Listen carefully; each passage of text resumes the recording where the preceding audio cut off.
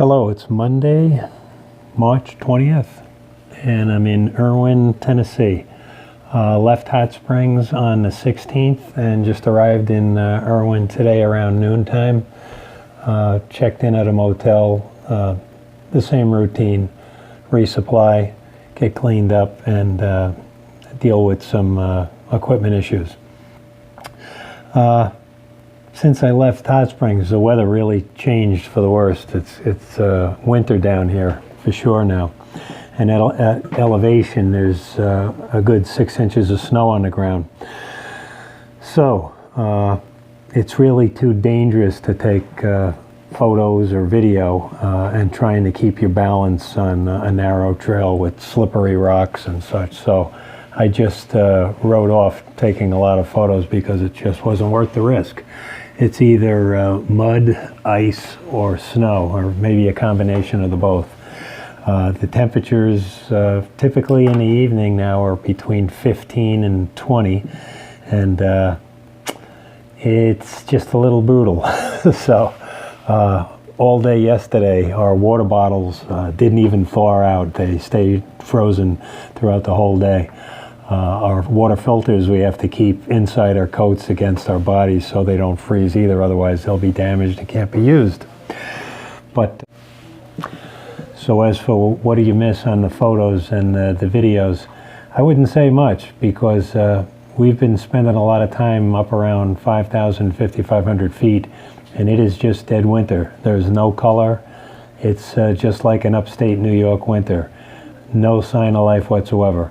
When you do get down below 3,000, then you start to see color, the mountain laurels, the moss, that comes into view. But the only time we do come down is just to cross a gap and head right back up again. So you're not missing much in that department. I've been told that the trail provides. That's what I've been told. If there's something you need or if there's something missing, it will appear. And I just took that with a grain of salt until I left Hot Springs. So I'll call this a tale of two bottles. I typically carry the Smart water bottles. They're the best bottles for thru hikers to carry. And I carry the two, I think they're what, 700 milliliter bottles. And I'm a little short on water typically. I thought water would be abundant, but it's just not all the time. So those two bottles I really need. When I left Hot Springs last week and started climbing out, it was a very steep climb, and in a maneuver going around a rock face, one of my water bottles, well actually both of them, flew out of the backpack and hit the ground. I was able to salvage one, but the other one just continued down. It was too far to recover. I made one attempt, but the ground was so frozen that there was nothing for your feet to bite on. So there was no going back either. Now I was going to just have to deal with this for 5 days, and the plan was basically to camel up every time you see a water source, drink a liter, fill up your bottle, and move on to the next water source. And that gets old pretty fast. At about the end of day one, it was just becoming frustrating because you don't realize how much you rely on water. So day two, in the middle of nowhere, I'm just hiking along, minding my own business, when what right on the trail appears is a brand new quart bottle of water that was full. I couldn't believe it. I mean, nobody around at all. Obviously, it popped out of someone else's backpack, but that's exactly what I needed, and it showed up on day two. So take it for a grain of salt if it was from a higher authority or just as they say with the trail provides. But it was there for me, and that took care of business for the next 3 days. Really helped out. So that's my story of the tale of two bottles. The snow at altitude, I have some video of Bald Mountain, or Big Bald Mountain I think it's called, and I think it's around 5,400 feet. When we climbed towards the summit, you could see everything was changing in the atmosphere. I mean, it was getting bitter, freezing cold, and ice fog. We were walking into ice fog, and everything was covered in ice. The trees, rocks, everything. And it was fascinating to see it and be in it at the same time. You couldn't really stay in it too long because it was just bitter cold. It was really that bad. But I do have some video and photos of that, and I'll share those with you in a minute.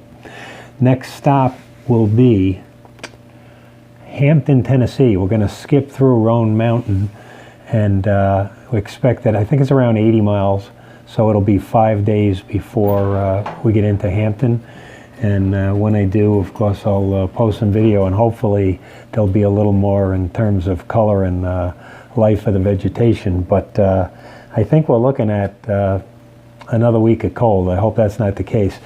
Last night, the sun came out for about an hour and a half, 2 hours, and it felt great. It dried out all of our equipment, and started the day on a beautiful note this morning. It was a 6-mile hike into Irwin, so that was nice, but it's not supposed to last, so we'll see. Also, with regards to the comments and stuff, I'm reading them and I appreciate them, but I really don't have time to reply to all of them. I'll try to, of course, but I'm not being rude, I just don't have time. I've had a lot of problems with the videos.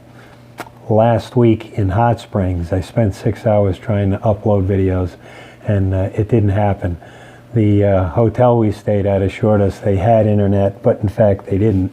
So I went to the public library and just had no luck with it. It was frustrating, and I'm sure you were wondering, hey, where's the videos? But it wasn't possible to do it.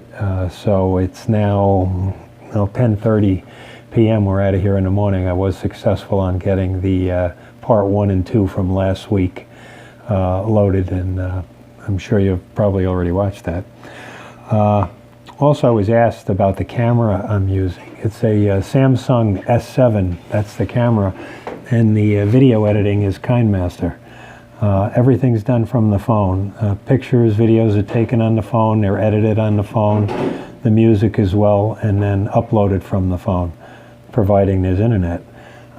So it's a one-stop shop system. I like it.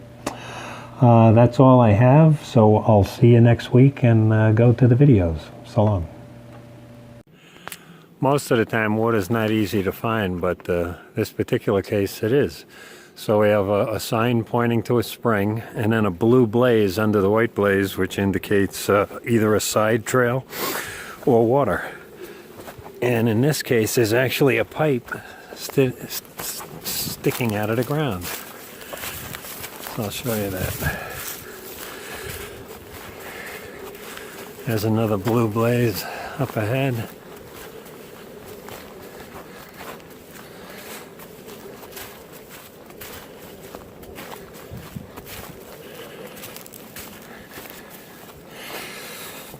And even further ahead, there's a blue blaze on a rock.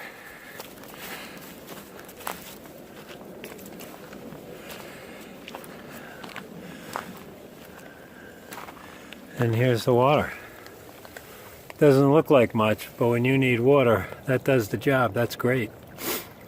So, checking out. McKenna, this is Carly. Carly's going for a hike with her own backpack. Yeah. Carly likes the trail. And Carly loves the backpack. Yeah, and would love if you came along to keep her company. She's having a lot of fun. Pretty neat. Appalachian trail dog. Sunday, March 20th. About 22 miles south of Irwin, Tennessee. And just crossing a mountain ball, totally exposed. But we're in ice fog. And can't see much of anything. But as you can hear, it is brutal up here. It's even hard to talk. Anyway, I'm hoping we're on our way down now to warm up, but there's probably a spectacular view, but we're not going to see it. When we got to the top of the ball, it was difficult to determine which way to go because of visibility. But here's the posts that define the AT. So we're back on it and hopefully heading down. I'm guessing we're about 5,400 feet and the temperature is probably 15, and with the wind chill, I bet it's close to 0. Okay, checking out.